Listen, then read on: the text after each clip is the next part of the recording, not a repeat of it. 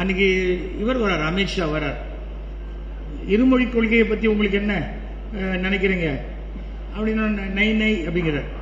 அப்புறம் தான் தெரிஞ்சது அவருக்கு ஒரு மொழி கொள்கை தான், அவருக்கு இந்தியை தவிர வேற எதுவுமே தெரியல. அப்புறம் அவர் எதுக்கு மும்மொழியை பத்தி பேசுறாரு? அப்புறம் நம்முடைய பிரதமர் என்னடான்னா தமிழ்நாட்டிலேருந்து லெட்டர் எழுதினா தமிழ்ல கையெழுத்து போடுங்க.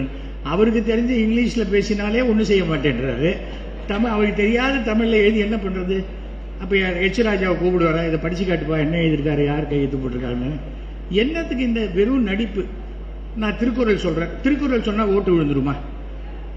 திருக்குறள் திருவள்ளுவரே இங்கேருந்து போனவர் தானே, அவரை வச்சு நம்ம கிட்டயே பிசினஸ் பண்ணலான்னு பார்த்தா அது எப்படி சரியா நடக்கும்?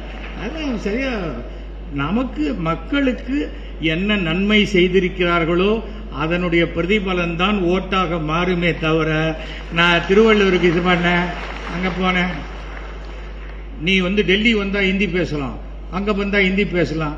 அப்போ மாண்புமிகு பாரத பிரதமர் 150 தேசம் போயிருக்காரு, அவர் 150 பாஷை பேசுவாரா? அதே ஒரு பாஷை தானே, நகி அச்சா அதானே சொல்றாரு.